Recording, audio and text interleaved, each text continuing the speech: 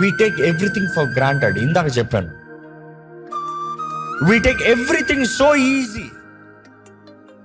చేతుల్లో బైబిల్ ఉందా అని అడిగితే కొంతమంది అప్సెట్ అయి ఉండొచ్చు, అఫెండ్ అయి ఉండొచ్చు, ఎందుకంట అని అనిపించి ఉండొచ్చు. ఏదో వారి మధ్య జరిగిన రివోల్ట్కి ఈ క్రైస్తవులే చంపేశారని నేరం మోపి క్రైస్తవుల గృహాలు కాల్చలేదా ఈ భారతదేశంలో? స్త్రీల్ని రేప్ చేసి ప్రజలందరూ అడవిలోకి పారిపోలేదా? ఈరోజు నీకు ఆలయం వస్తామని నువ్వు చేసే గొప్ప త్యాగం అనుకుంటున్నావు. వారు ఎన్నో వందల మైళ్ళు ట్రావెల్ చేసి దేవుని ఆరాధించుకోవడానికి అవకాశం దొరికితే ధన్యత అన్న రీతిలో చూస్తున్నారు. ఈరోజు మీరు బైబిల్ చదివారా? కనీసం 10 నిమిషాలు చదివే బాబు అడగాల్సి వస్తుంది. అయినా కూడా చదివే ఇంట్రెస్ట్ లేదు. అందరికీ చెప్తాడు, ఎవడన్నా ఇక్కడ యేసు ప్రభు దేవుడు కాదని చెప్తే దిగెళ్ళిపోవచ్చు, మీరు వెళ్ళి బ్రతికిపోవచ్చు, మీ కుటుంబాల్లో ఉండిపోవచ్చు. యేసే దేవుడు అంటావా చెప్పేస్తాను. వాళ్ళందరినీ తీసుకెళ్లి గ్రౌండ్లో నేరుగా నిలబెట్టి పెట్టల్ని కాల్చినట్టు, బొమ్మ ఆట ఆడుతున్నట్టు ఒకటి తర్వాత ఒకటి కాల్చిన పోతాడు. నెక్స్ట్ టైం తీసుకొస్తాను పండుగ, మళ్ళీ ఒకటి తర్వాత ఒకటి. దృశ్యాలన్నీ అట్లా ఉన్నాయి. అక్కడ నుండి ఎక్కడ తీసుకెళ్ళి ఇంకొక స్థలంలో అయితే అదే గ్రూప్ క్రైస్తవులు ఒకరి తర్వాత ఒకడు ఏంటి టైం పాస్ చేస్తున్నాడు, గన్ను పెట్టుకుని యేసు ప్రభు దేవుడా పటాక్ కాల్చండి.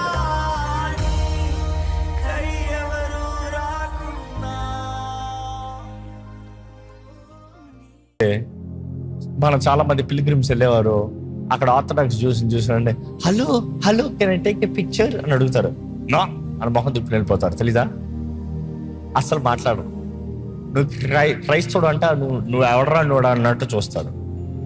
బట్ ఈరోజు కూడా ఆఫ్ కోర్స్ అక్కడ క్రైస్తవ ఆలయాలు ఉంటే అక్కడికి వెళ్ళి లిటరల్ గా బయట బొమ్మల మీద ఉమ్ము వేసి వెళ్ళిపోతా ఉంటారు. ఆ ప్రాంతంలో నడుచుకుని ఉమ్ము వేసి వెళ్ళిపోతా ఉంటారు. ఆ స్థలాలంతా వ్యాండలైజ్ చేస్తారు ఈ రోజు కూడా. అంటే వారి మైండ్ సెట్ అలాగనే ఉంది ఇంకా. బట్ దెన్ ఆ రోజులు కూడా క్రైస్తవుల్ని వేధిస్తామో, బాధ పెడతామో, టార్చర్ చేస్తామో. అక్కడే మనం చూస్తున్నాము సౌలు, పౌలుగా మారిన సౌలు ఎవరు?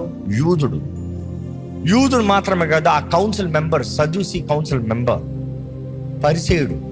అదే సమయంలో చూస్తున్నాము గమానియేల్ పాదాల దగ్గర చదివిన స్కాలర్ దగ్గర చదివిన స్కాలర్. ఎవరైనా నేను స్కాలర్ దగ్గర చదివానంటే ఈజ్ అ స్కాలర్ అని అర్థం. నెక్స్ట్ టైటిల్ ఆక్స్ఫర్డ్ యూనివర్సిటీలో చదివానంటే ఆ టైటిల్ నీకు వస్తుంది. You see that is how he was.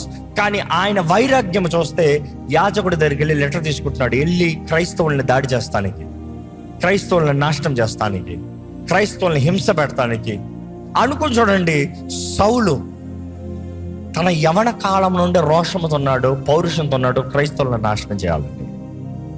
Stephen దేవుని ఆత్మ ద్వారా నింపబడి మాట్లాడుతూ ఉంటే ఏం చేశారు? అందరు రాళ్ళు తీసుకొట్టారంట. రాళ్ళు తీసి కొట్టి చంపుతానికి, వాళ్ళందరిని పురుగెలిపి పంపిస్తానికి ఎవరు? సౌలు అంట, మీ పై వస్త్రాలను ఇక్కడ పెట్టి నేను చూసుకుంటాను, వెళ్ళి కొట్రా అంటున్నాడు.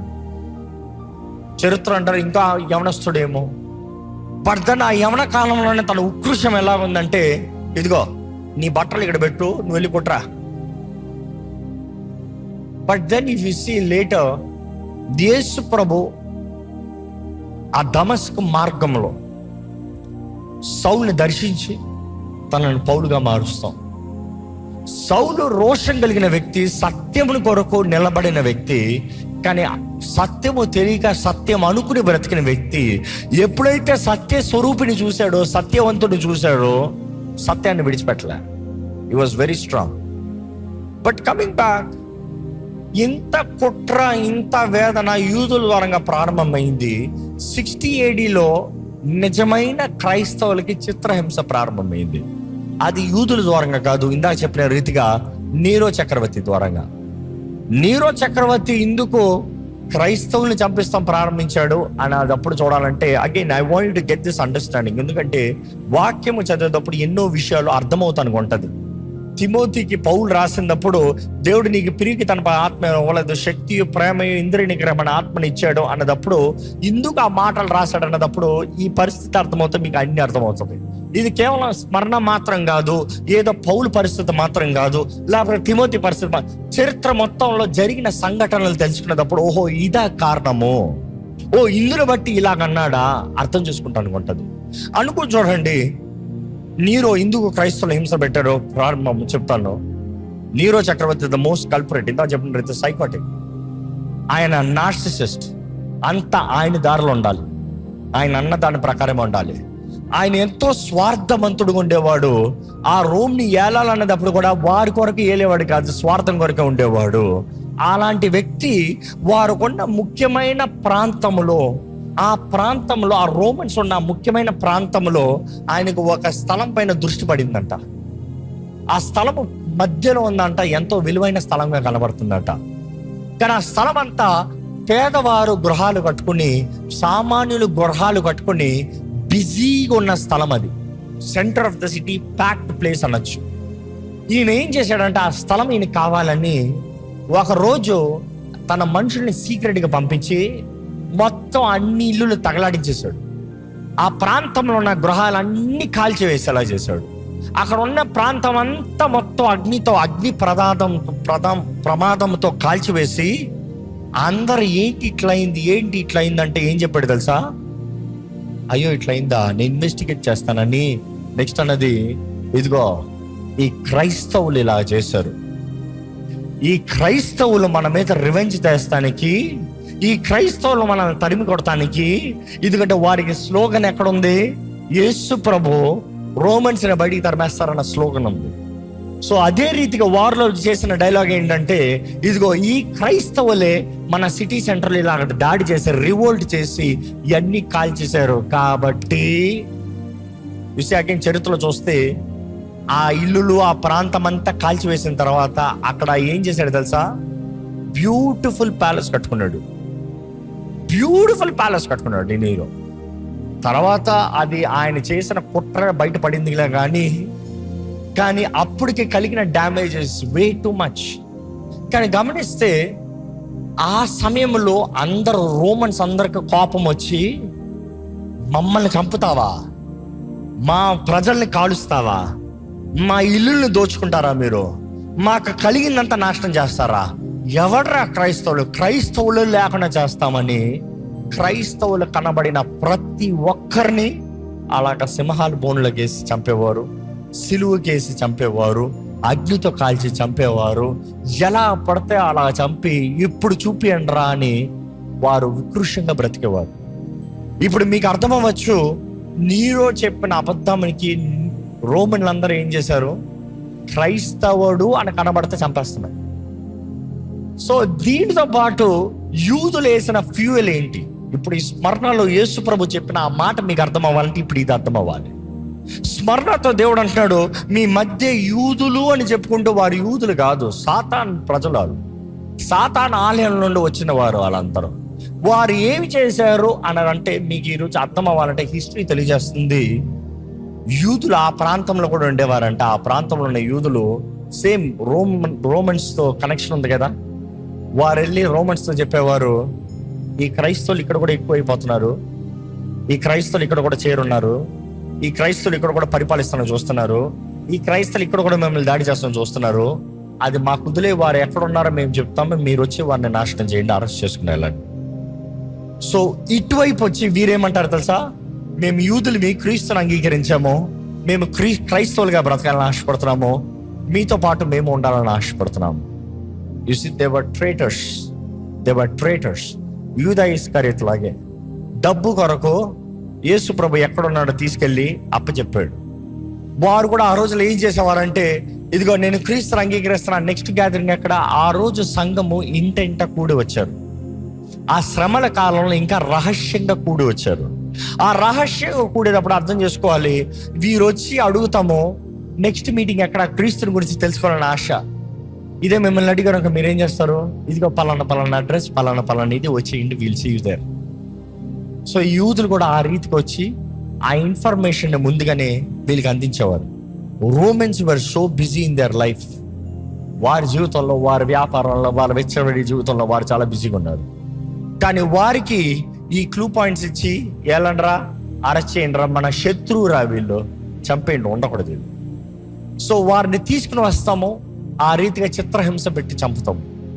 ఇప్పుడు మీకు అర్థమవుతుంది, యేసు ప్రభు చెప్తాము, యూదులంటూ వారు యూదులు కాదురా, సాతాను ప్రజలు. వారు సాతాను ద్వారా మోటివేట్ అయ్యి నా నామం పెట్టబడిన మిమ్మల్ని దాడి చేస్తున్నవారు. Let me come little practical here. ఈరోజు కూడా గొప్ప ఏం కాదు, ఈరోజు కూడా జరిగే పరిస్థితులు అదే. మీరే చెప్పండి, బయట ఉన్నవాడు ముక్కు ముఖం తెలియని వాడిని క్షమిస్తాను చాలా సులభం. సహోదరుడని, సహోదరి అని, నీ పక్కనే ఉంటానని, నీకు సహాయం చేస్తానని, నీ ద్వారా బలపరచబడ్డానని చెప్తూ నీ పక్కన ఉండి నీకు ట్రేడింగ్ పని చేశాడు అనుకో, చేసింది అనుకో, ఎంత బాధ. అలాంటి వ్యక్తిని క్షమిస్తా ఎంత కష్టం. అలాంటి వ్యక్తిని లెట్గో చేసుకుంటా ఎంత కష్టం.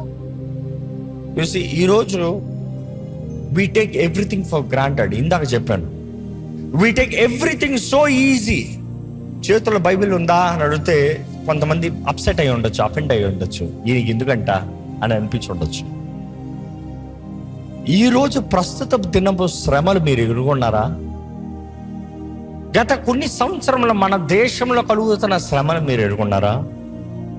క్రైస్తవులకి కలుగుతున్న హింసలు మీరు ఎదుర్కొన్నారా? మేబీ నీ ప్రాంతంలో లేదేమో, your so in comfort zone.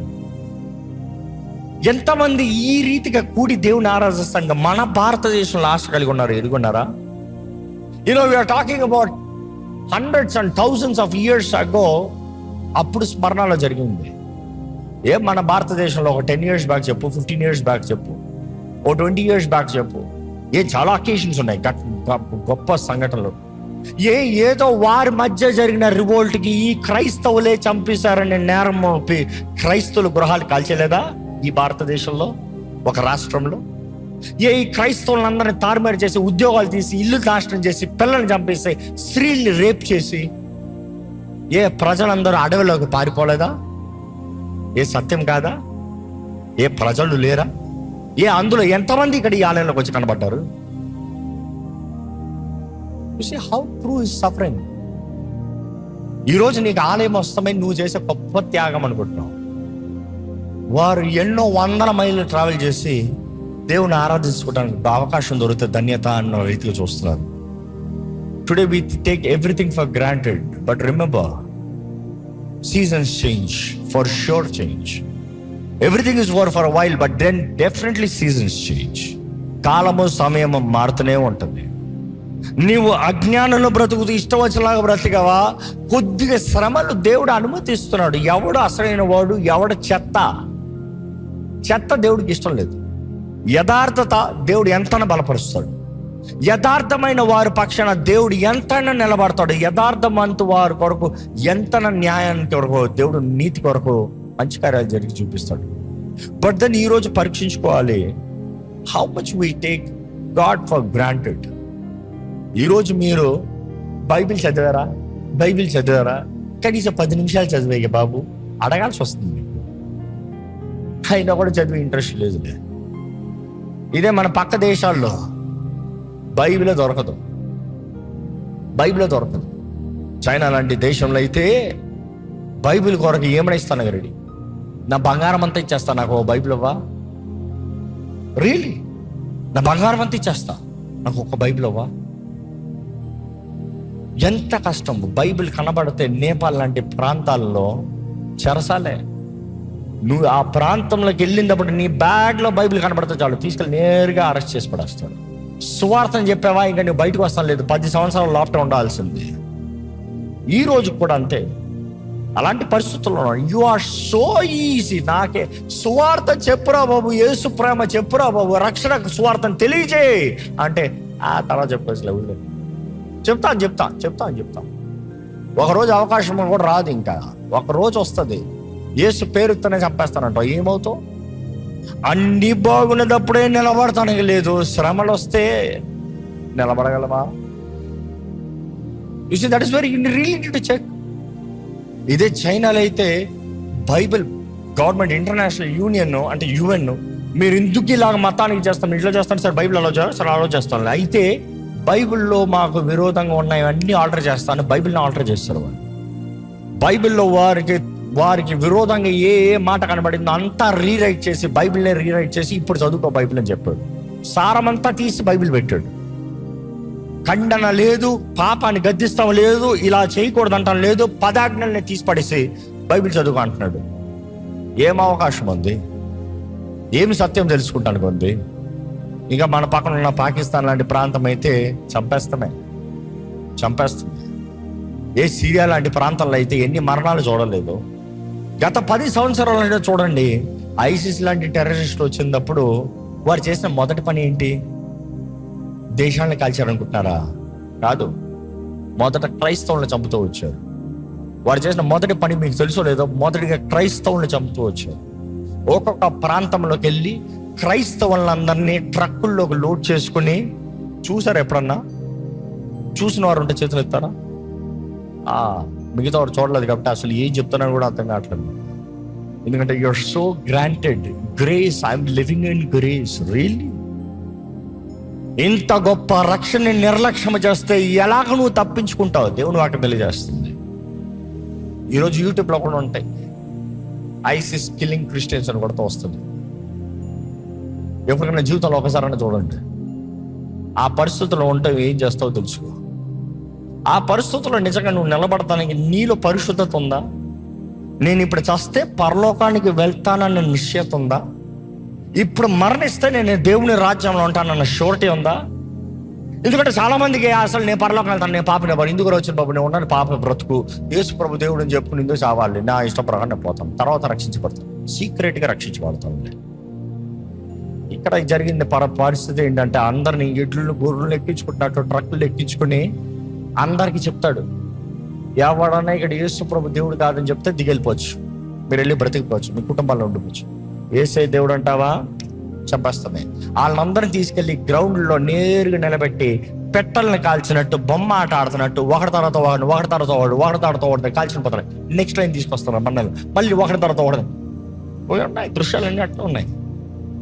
అక్కడ నుండి ఎక్కడ తీసుకెళ్ళి ఇంకొక స్థలంలో అయితే అదే గ్రూప్ క్రైస్తవులు ఒకరి తర్వాత ఒకడు ఏంటి టైం పాస్ చేస్తున్నాడు, గన్ను పెట్టుకుని యేసు ప్రభు దేవుడా పటాక్ కాల్చే నీళ్ళు పడే, పటాక్ కాల్చే నీళ్ళు పడే, పటాక్ కాల్చే నీళ్ళు పడే, అందరూ అలాగ నదిలో పడేస్తూనే ఉన్నాడు.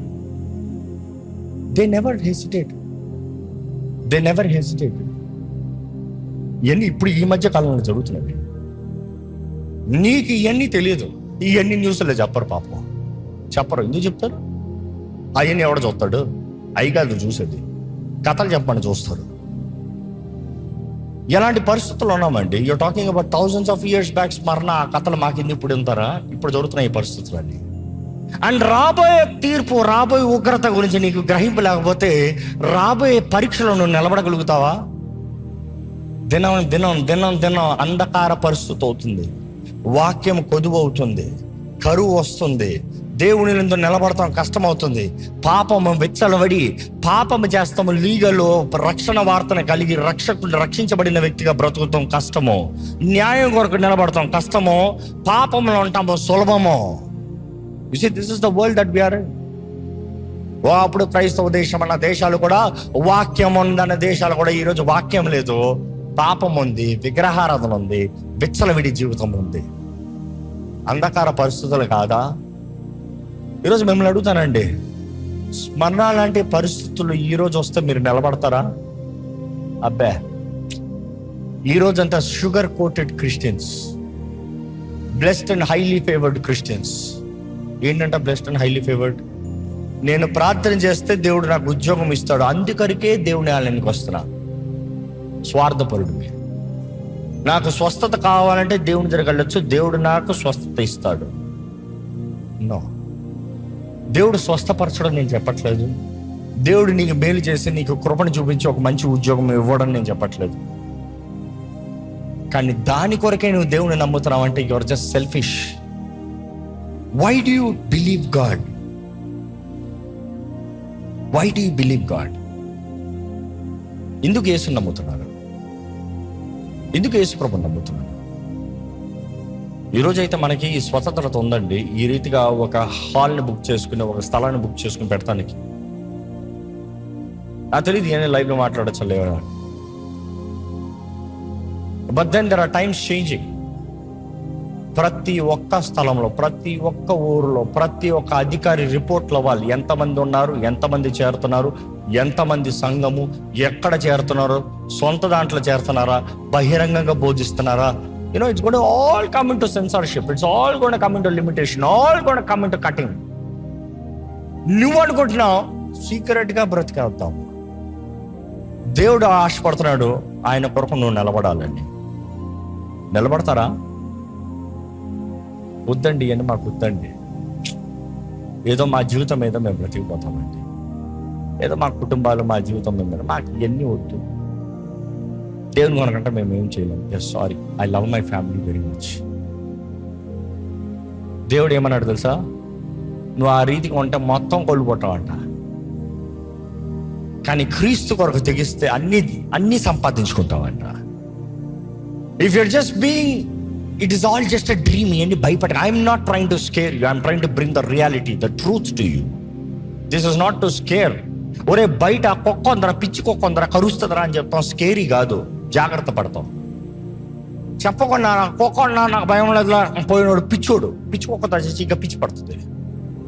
It is to you being aware. Yesu ప్రభువే స్పష్టంగా చెప్పాడు. ఇందాక మత్తయి 10 చదివారు. ఏమన్నా ఎక్కిందా? మీకు శ్రమలు కలుగుతాయి, మిమ్మల్ని తరుముతారు, మిమ్మల్ని చంపుతారు. యేసు ప్రభువే చెప్పాడు జరుగుతాయి రా బాబు. ఈరోజు చాలా మంది అన్ని జరగలే, భయపట్టాల్సిన అవసరం లేదు. It is not scary, this is the truth. And మీరు అనుకోవచ్చు, మరి దేవుడు ఎందుకు మౌనంగా ఉన్నాడు? కొంతమంది వాదన. పిచ్చిత నా క్వశ్చన్ అడుగుతాను. దేవుడు ఎవరో నీకు ఇంకా తెలియదు. దేవుని రాజ్య ప్రకారం చూస్తే ఏది సులభంగా ఏది ఫ్రీగా రాదు. చాలా మంది దేవుడు అంటేనే ఫ్రీ అనే డైలాగ్ తెలుసు. No, God is not free. రక్షణ కార్యం నువ్వు సంపాదించుకోగలిగింది కాదు, యేసు ప్రభు ద్వారంగా, ఆయన కృప ద్వారంగా నీకు అనుగ్రహించబడింది. కానీ రక్షణ వచ్చిన తర్వాత ఫ్రీగా బ్రతుకుతాం లేదు, కమిటెడ్గా బ్రతకాలి. రక్షించబడిన వ్యక్తి కమిటెడ్ వ్యక్తి.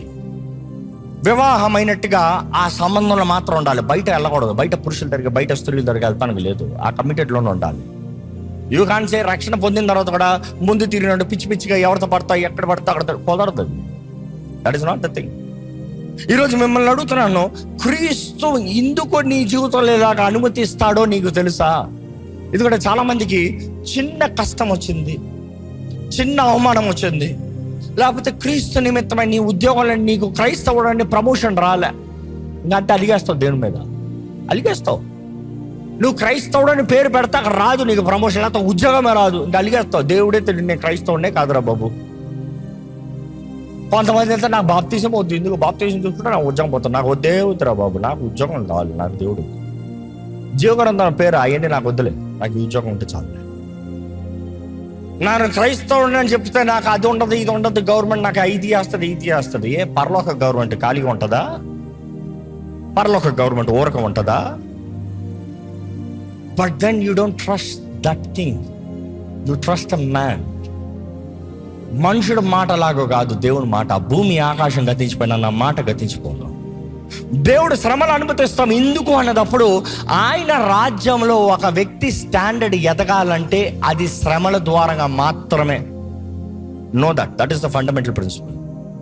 Why God allows persecution? If there has to be honour, you have to cross the steps called persecution. ఈ పైకి రావాలంటే ఆ మెట్లు ఎక్కాలి. ఆ మెట్ల శ్రమలు సహించువాడు ధన్యుడు అన్నమాట మరలా చూస్తాం ప్రకటన గ్రంథంలో. దేవుని వాటిలో చూస్తాం. యేసుప్రభు చెప్తాను, నా నిమిత్తమై ఎవడైనానో, తల్లినైనానో, తండ్రినైనానో, భార్యనైనానో, పిల్లలైనానో, సహోదరినైనానో, ఇంటినైనానో, వాక్యలైనానో, ఆహారమైననో, లాభమైననో, వ్యాపారమైననో, చదువులైననో, ఏమైనా పెట్టుకో, ఇహమందు పరమందు 100 రెట్ల ప్రతిఫలం. అంటే పరమందు మాత్రం కాదు, టెస్ట్ కొంతకాలం మంది, టెస్ట్ అయిన తర్వాత ఇహమందు పరమందు. దేవుడు ఎవరికి అన్యాయం చేయడు, దేవుడు అన్యాయం చేయడు. కొంతమంది చెప్పచ్చు, నాకు 10 సంవత్సరాలు ఎందుకు, నాకు 10 సంవత్సరాలు ఎదురు చూస్తాను దేవుడు. కొంతమంది నా దగ్గరకు చిలాగానే వాదిస్తారు. నిజంగా చెప్తున్నా, కొంతమంది మీలో వాదిస్తారు, I feel sorry for you, not angry for you but sorry for you. 10 సంవత్సరాలు దేవుడు కొరకు ఎదురు చూస్తాను, దేవుడు ఏం చేయడా? Cool cool cool. నా దగ్గర వచ్చి ఫస్ట్ అవుతున్న ప్రయోజనం లేదు. I'm only a servant. I'll ask God what is wrong, but even before I ask God what is wrong, I know what is wrong. It's your attitude. దేవుడు ఏదో నువ్వు అడిగితే చేసేయాలంట, నువ్వేదో ప్రార్థన చేసావంట చేసేయాలంట. 10 సంవత్సరాల క్రైస్తవుడనే టైటిల్ పెట్టుకున్నావంట, క్రైస్తవులాగా బ్రతకాల, క్రైస్తవుడనే టైటిల్ పెట్టుకున్నావంట, దేవుడు చేసేయాలంట. క్షమించే హృదయం ఉందా? లేదు. రక్షించబడిన జీవితం ఉందా? లేదు. వాక్యానుసారమైన బ్రతుకుందా? లేదు. దేవుని దగ్గర ఉన్నావా? లేదు. ఎందుకొరకు దేవుడు చేయాలి? ఎందుకొరకు దేవుడు చేయాలి? యేసుప్రభు దేవుడు నమ్మా, నువ్వేంటి నమ్ముతావు? దెయ్యాలు కూడా నమ్మి గజగజ వణుకుతున్నాయి అంట, నువ్వు వణకవు. What is big deal that you believe? Follow Christ. Follow Christ. Do not demand God, his will. మనుషుడు ఏమని అనుకోవచ్చేమో కానీ చివరికి ఆయన అనుకుంది మాత్రం జరుగుతుందంట, బైబిల్ సెలవిస్తుంది. ఆయన అనుకుంది ఎప్పుడు కీడైంది కాదు. నాకు నీ పట్ల కీడైన తలంపులు కాదు, మేలైన తలంపులు. నిన్ను నాశనం చేసే తలంపులు కాదు, నిన్ను వర్ధిలింపజేసే తలంపులు. కానీ వర్ధిల్లాలంటే ప్రతి ఒక్కరూ శ్రమలు కూడా వెళ్ళాలి. ఇది నూతన నిబంధనలు మాత్రం చూస్తాం కాదు, పాత నిబంధనలు కూడా మనం చూస్తాము. అబ్రహాము శ్రమలు కూడా వెళ్ళాలి, యోసేపు శ్రమలు కూడా వెళ్ళాలి. ఆ శ్రమల్లో నమ్మకంగా ఉండగలుగుతావా? యోసేపు శ్రమలు కూడా అన్నాలంటే ఒకసారి ఆలోచించి చూడండి. యోసేపు ఇంచుమించు యమనస్తుడు అంటారు, అంటే 13-14 years అప్పుడు తన జీవితం ప్రారంభమైంది అంటారు. అంటే ఆ అన్నల ద్వారా అమ్మివేయబడతాము. ఒక 13 సంవత్సరాల అబ్బాయి ఎలా ఉంటాడు? కానీ బైబిల్లో తన క్యారెక్టర్ చదువుతాడు, సో గుడ్. కానీ అలాంటి పరిస్థితుల్లో తనను అమ్మేసిన తర్వాత బానిసగా పోయాడు, క్యారెక్టర్ పాడవలు. తన జీవితంలో ఎప్పటికీ తను ఐగుప్తులో ప్రిన్స్ లాగా ఎదిగాడు. ఎప్పుడు వచ్చాడు చెప్పండి? ఇంచుమించు 13 సంవత్సరాలకి ఇంట్లోంచి బయటకు పోతే 30 సంవత్సరాలకు అయ్యాడు. 30 సంవత్సరాలకి దేవుడు చూపించిన దర్శనములోకి, ఆయన వాగ్దానం చేసిన స్థానంలోకి వచ్చాడు. కానీ యోసేపు ఎప్పుడు నీకులాగా కంప్లైంట్ చేయలేదే? యోసేపు నీకులాగా దేవుడు అంటే ఎందుకు నాకు ఈ పరిస్థితి అని అడగలేదే? దేవుడు ఆయన నాకు దర్శనం చూపించాడు, చూడు నా బ్రతుకుని ఎలా చేశాడు, నేను ఎప్పుడు మాట్లాడలేదు. ఏ పరిస్థితి ఉన్న నమ్మకంగా దేవుని కొరకు బ్రతికాడు కదా. ఎంత శోధన వచ్చినా దేవుని కొరకు నమ్మకంగా బ్రతికాడు కదా. ఎంత అవమానం వచ్చినా కూడా దేవుని కొరకు నమ్మకంగా బ్రతికాడు కదా. పోతిఫర్ భార్య తనతో పాపం చేయాలని చూసినప్పుడు కూడా ఏమని చెప్పాడు? దేవుని ముందు ఎలాంటి దుష్కార్యాన్ని ఎలాగా చేస్తానని చెప్పలేదా? తను ఒకటే నమ్మాడు, నేను శ్రమల్లో ఉన్నా కూడా, నా జీవితంలో ఎలాంటి పరిస్థితి జరిగినా కూడా నన్ను దేవుడు చూస్తున్నాడు, ఆయన విడిచిపెట్టలేదు. ఇక్కడ స్మరణార్థ దేవుడు అంటున్నాడు, నేను ఎరిగి ఉన్నాను. కానీ యోసేపుకి దేవుడు అక్కడ రాయలే, నేను ఎరిగి ఉన్నాను. యోసేపు ఎరిగి ఉన్నాడు, గాడ్ ఈస్ వాచింగ్ ఓవర్ మీ. ఎవడు ఆ యవనస్తుడికి ఆ రీతిగా చెప్పింది? ఎందుకంటే అక్కడి నుండి పోతిఫర్ ఇంటి దగ్గర నుండి బానిసగా వెళ్ళాడు, ఖైదీగా వెళ్ళాడు, చెరసాలలో నుండి సింహాసనం దగ్గరికి వచ్చాడు. ఈరోజు we want shortcuts, not our lifestyle change in attitude. నీ క్యారెక్టర్ మారట్లే, నీ బుద్ధి మారట్లే, గుణగణాలు మారట్లే. నువ్వేమో డిమాండ్ చేస్తున్నావు, నేను అడిగిన అన్ని చేస్తే దేవుడు, లేకపోతే దేవుడు కాదు, నాకు తెలియదు, నాకు బోర్డు మంది దేవుడు.